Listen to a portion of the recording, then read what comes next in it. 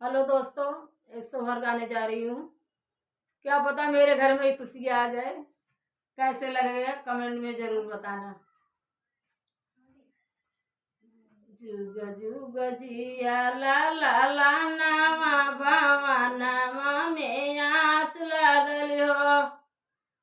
जुग जुग जिया ला ला ला नामा भावा नामा में आस लगल हो।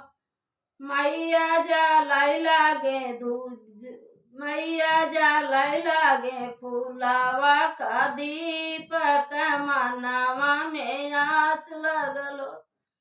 मैया जलाई लागे फूलावा का दीपक मनावा में आस लगल हो।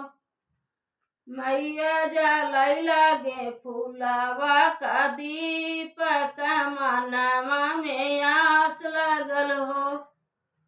अंगने में हो तबियान पह फाट मुर्गा बोलिया बोलाई हो। मैया नाचै लागे आंगने में सासु तमनावा में आस लगल हो। मैया नाचै लागी आंगने में ननदी तमनावा में आस लगल हो।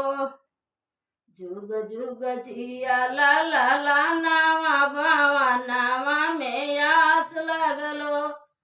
मैया जलाई लागे फूलावा का दीपक मनावा में आस लगलो। मैया जलाई लागे फूलावा का दीपक मनावा में आस लगलो।